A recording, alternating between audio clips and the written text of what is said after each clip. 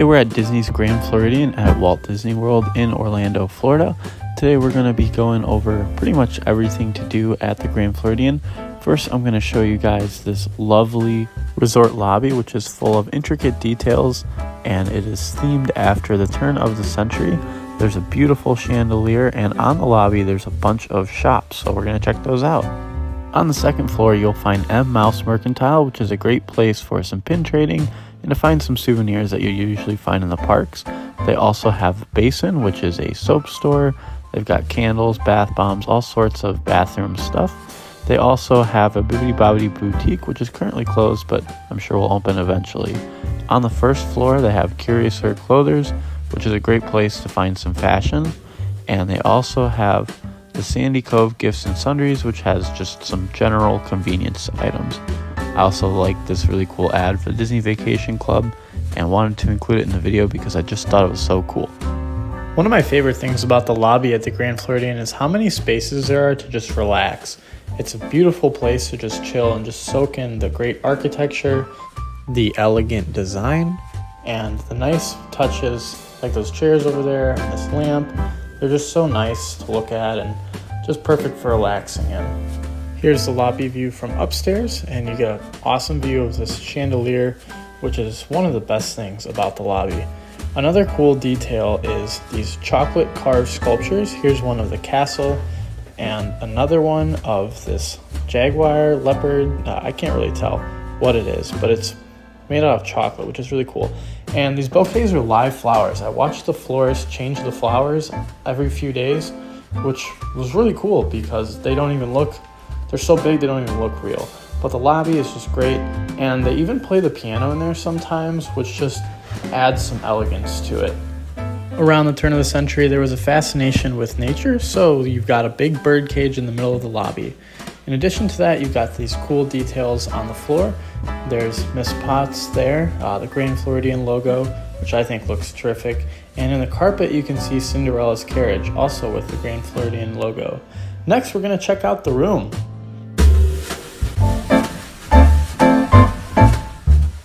Our room was a lagoon view resort studio in the Big Pine Key building. So walking in, it was really nice to finally go back to the room because we spent a really long day at the parks. But they had these beautiful beds with, I love the dark blue headrests. This is one of the first buildings that got this new Mary Poppins layover. It's subtle, but it's really nice, I think. It adds a lot of elegance to an already nice resort experience.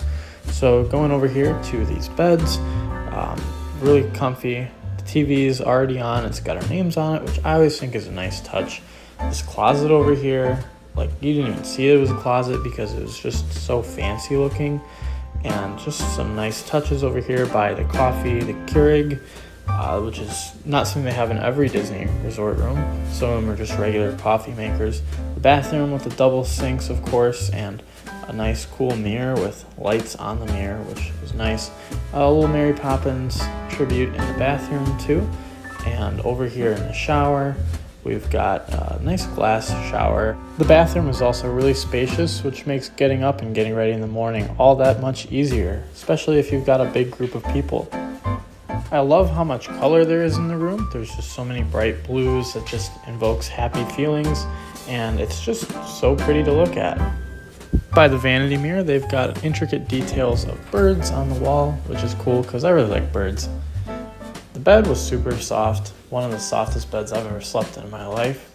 And there's Alexis just chilling on it after a long day at the parks. I thought that the chandelier was also really cool. There's lots of regular birds, and then there's a penguin on there, which is a nod to the penguins in Mary Poppins, of course.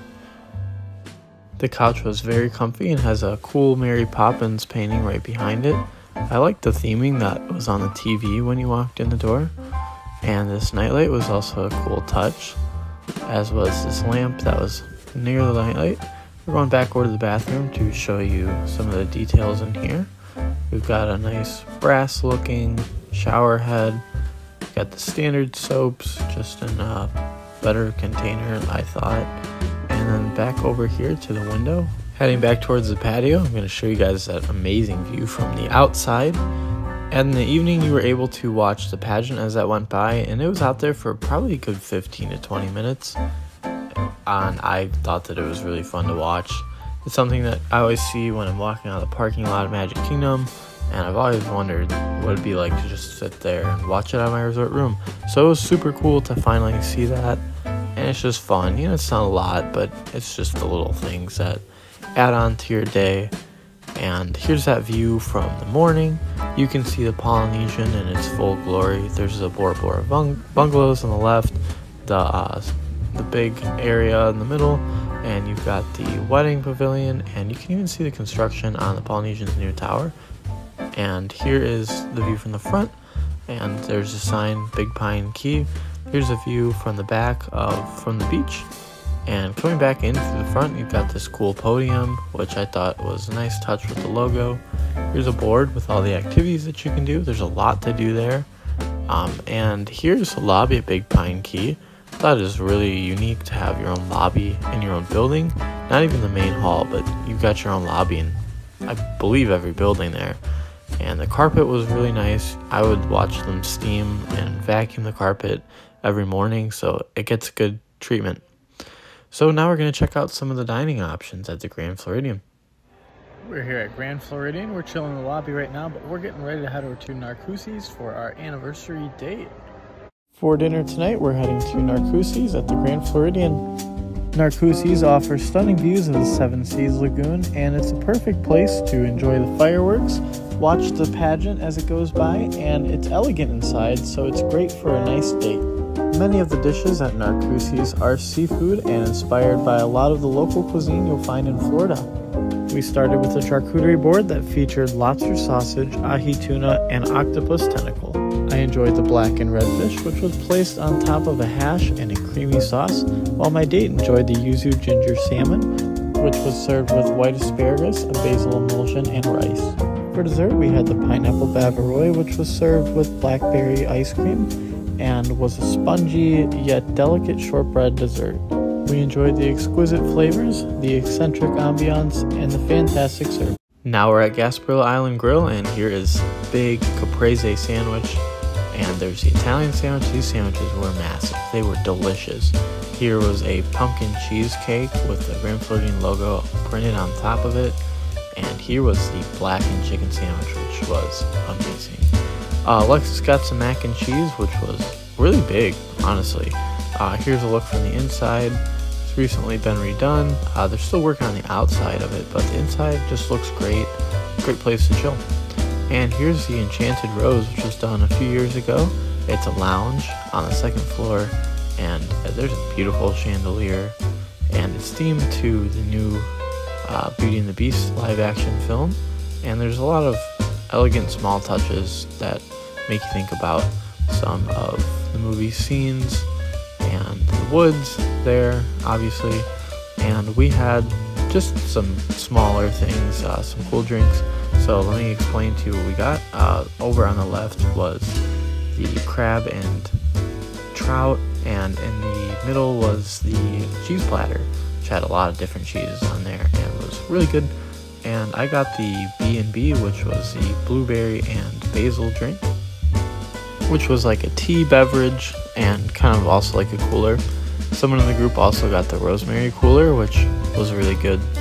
And this was just a good place to chill, catch up with some friends, and just soak in this beautiful ambiance that they've designed.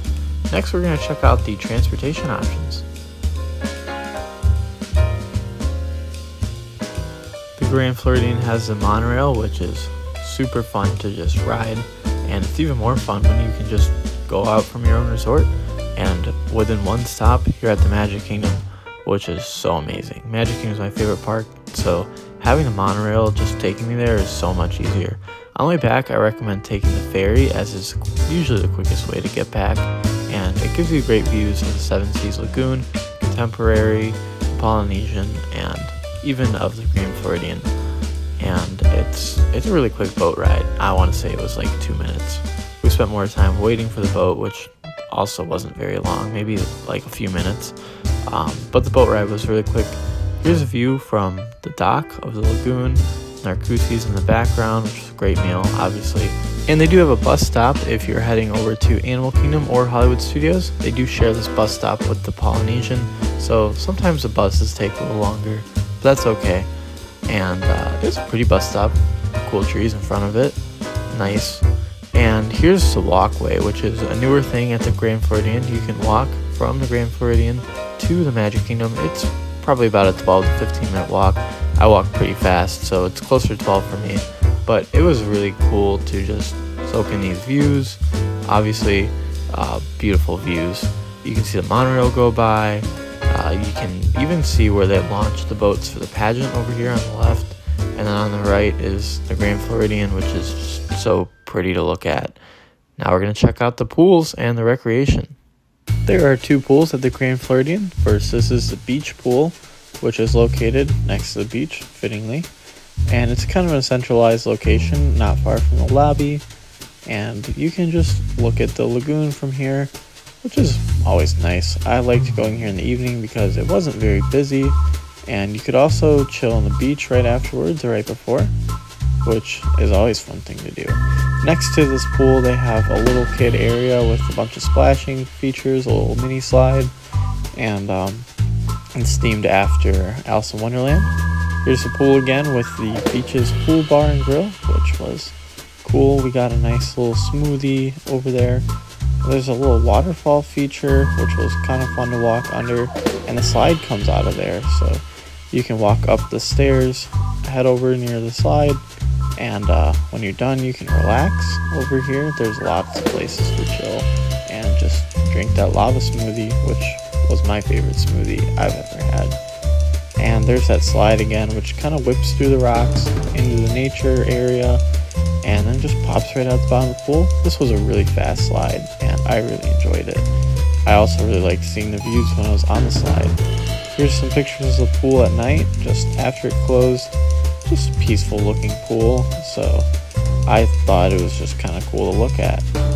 Heading back over to the beach, there's an abundance of areas to relax and chill. And there's even some games that you can play on the beach. They've got foosball over there, and they also have a big chessboard if that's your thing.